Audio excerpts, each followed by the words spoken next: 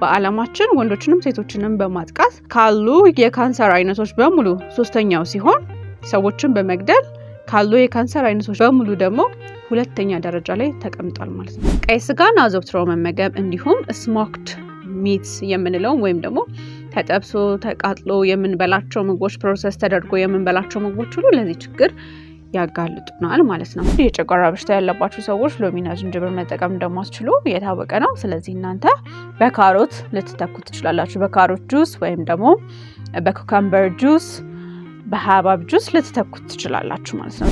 ሌላኛው የሚያመጣው ምልክት ደም የቀላቀለ ሰገራን ሰዎች ሊመለከቱ ይችላሉ ማለት ነው። ስለዚህ እነዚህ ምልክቶች ከተመለከታችሁ ይህ ነገር የአንጀት ካንሰር ሊሆን ይችላል ማለት ነው። ሰላም የአማካሪ ዶክተርስ የዩቲዩብ ቻናል ተከታታዮች፣ እንኳን ወደ ዩቲዩብ ቻናላችን በሰላም መጣችሁ።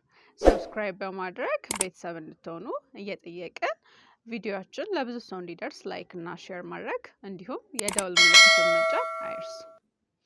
ዛሬ ቆይታችሁ ከኔ ዶክተር ሰደን ተሰማ ጋር ሲሆን የምንወያዩበት የጤና ርዕስ የሚሆነው ኮሎሬክታል ሴ ወይም ደግሞ የአንጀትና የፊንጢጣ ካንሰር በሚል ርዕስ ይሆናል ማለት ነው። ለመሆኑ ይህ ችግር ምን ያህል የተለመደ ነው?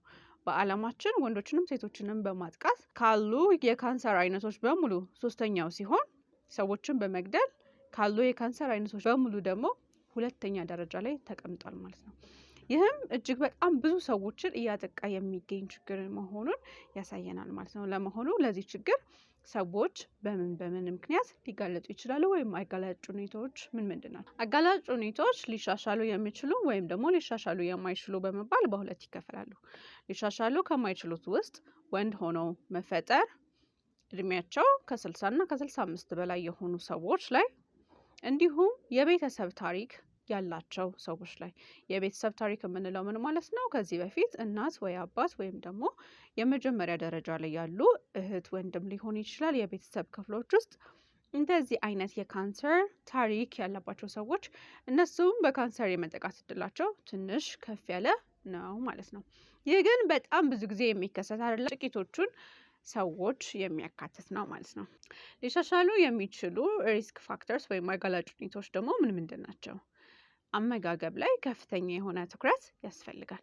ቀይ ስጋን አዘውትሮ መመገብ እንዲሁም ስሞክድ ሚትስ የምንለው ወይም ደግሞ ተጠብሶ ተቃጥሎ የምንበላቸው ምግቦች ፕሮሰስ ተደርጎ የምንበላቸው ምግቦች ሁሉ ለዚህ ችግር ያጋልጡናል ማለት ነው።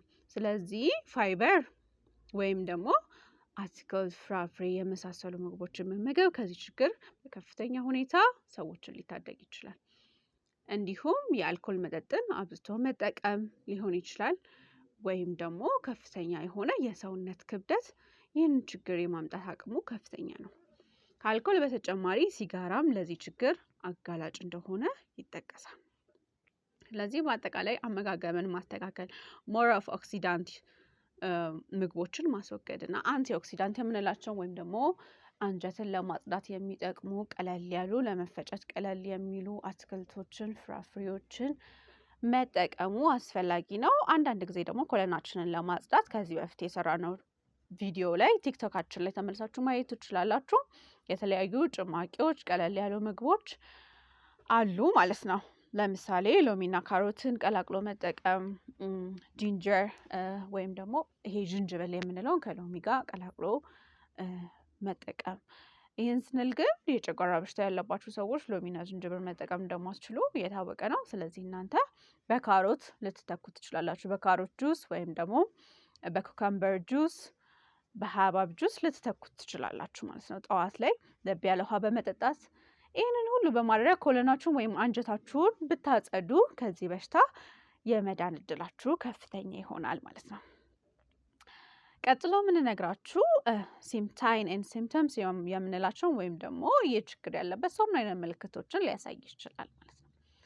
ልዩነት ይኖረዋል። በቀኝ በኩል ወይም አሴንዲንግ ኮለን በምንለው እና በግራ በኩል ዲሴንዲንግ ኮለን በምንለው ላይ እጢዎቹ ሲከሰቱ የተለያየ ምልክትን ይዘው ይመጣሉ። በቀኝ በኩል ያሉ እጢዎች ኦብስትራክሽን ወይም ደግሞ ሰገራንና እንዲሁም ፈስን የማሳለፍ ችግር ሰዎች ሳይገጥማቸው ረጅም ጊዜ ቲዩመሩ ወይም እጢው በጣም በከፍተኛ ሁኔታ እስኪያድግ ድረስ የመቆየት እድል አለው ማለት ነው። በዚህም የተነሳ ከፍተኛ የሆነ የደም መፍሰስን ኮለን ውስጥ ወይም አንጀት ውስጥ የማስከተል አቅም አለው። በዚህም የተነሳ ሰዎች ለአይረን ዴፊሽንሲ አኒሚያ ወይም ደግሞ ለደም ማነስ ችግር ይጋለጣሉ። በዚህም የደም ማነስ ምልክት ልናስተውልባቸው እንችላለን። ይህም ላይት ሄድነስ የምንለው ጭንቅላታቸው ይቀላቸዋል፣ ከፍተኛ የሆነ የድካም ስሜት ይሰማቸዋል፣ ጆሮአቸው ላይ የሚሰማ ድምፅ አለ ከየት እንደሚመጣ የማያውቁት ማለት ነው። ስለዚህ ይህን የአኒሚያ ችግር ይኖርባቸዋል። ከዚህም በተጨማሪ ከፍተኛ የሆነ ሲቪር አኒሚያ የምንለውን ከፍተኛ የሆነ የደም ማነስ ችግር ሊያስተናግዱ ይችላሉ ማለት ነው። በግራ በኩል ከሆነ ወይም በዲሴንዲንግ ኮለን ወይም ደግሞ በሬክተም አካባቢ ከሆነ ደግሞ ሰዎች ሽንት ቤት ሄደው ለመጸዳዳት ሲሞክሩ ሙሉ ለሙሉ እንዳልተጸዳዱ አይነት ስሜት ይሰማቸዋል። አንዳንድ ጊዜ ቅድም እንደተነጋገርነው ኦብስትራክሽን የምንለውን የአንጀት መቆለፍ የምንለውን ሰገራንም ሆነ ፈስን የማሳለፍ ችግር ሰዎች ይገጥማቸዋል ማለት ነው። ከዚህ በተጨማሪ አንድ ካንሰር ስለሆነ ብቻ ቢሲምተም የምንለው ወይም ደግሞ ጠቅለል ያለ የህመም ስሜት ያመጣል። ይህም ከፍተኛ የሆነ የሰውነት ክብደት መቀነስ፣ የምግብ ፍላጎት መቀነስ፣ ምንጩ ምን እንደሆነ የማይታወቅ የትኩሳት የድካም ስሜት ወይም ደግሞ ኢል ፊሊንግ እንለዋለን የህመም ስሜት ሰዎች ይሰማቸዋል ማለት ነው። ስለዚህ እነዚህ ምልክቶች ከተመለከታችሁ ይህ ነገር የአንጀት ካንሰር ሊሆን ይችላል ማለት ነው። ስለዚህ ወደ ሐኪም ቤት ሄዳችሁ ቼክ መደረግ ይኖርባችኋል። ሐኪም ቤት ከሄዳችሁ በኋላ ምን አይነት ቼክአፕ ሊደረግላችሁ ይችላል? የመጀመሪያው በጣም ቀላል የምንለው ፐሬክታል ኤግዛሚኔሽን ነው። ይሄን ፊዚካል ኤግዛሚኔሽን ነው። ወይም ደግሞ አንድ ሐኪም ወይም ባለሙያ ጓንት ካደረገ በኋላ በፊንጢጣ በኩል እጁን በማስገባት ይመለከታል ወይም ደግሞ ያስተውላል ማለት ነው። በዛ ጊዜ የጠጠሩ የጓጎሉ ኢሬጉላር ወይም ደግሞ ቅርጻቸው ትክክል ያልሆነ አይነት እና ደግሞ ኤግዛሚኔሽኑ በተሰራበት ጣት ላይ ደም አብሮ የምንመለከተው ከሆነ ይህ ችግር የአንጀት ካንሰር ሊሆን ይችላል ማለት ነው። ከዚህ ጋር ተያይዞ ልነግራችሁ የምፈልገው ነገር ሌላኛው የሚያመጣው ምልክት ደም የቀላቀለ ሰገራን ሰዎች ሊመለከቱ ይችላሉ ማለት ነው። ስለዚህ ይህ ከሆነ ወይም ደግሞ ሬክተም አካባቢ ላይ ካልሆነ ወይም ፊንጢጣ አካባቢ ላይ ካልሆነ ይህንን ላናገኝ እንችላለን። ስለዚህ ቀጥሎ ወዴት ነው የምንሄደው?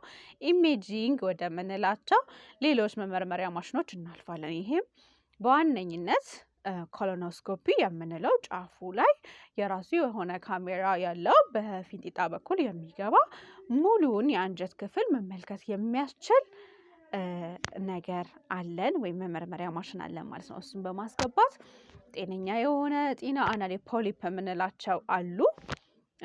ከካንሰር አይነቶቹ ከኮሎሬክታል ካንሰር አይነቶች አዲኖካርሲኖማ የሚባለው እሱም ከአዲኖማ ፖሊፕ የሚነሳው በዋነኝነት ይጠቀሳል። ስለዚህ ጤነኛ ወይም ሞኝ እጢ ነው ያለው ወይስ ካንሰር ነው ያለው የሚለውን በደንብ በኮሎኖስኮፒ ማሽናችን መመልከት እንችላለን። ከዚህ በተጨማሪ ሲቲስካን ሊታዘዝላችሁ ይችላል። ሲቲስካን ምንን ያሳያል?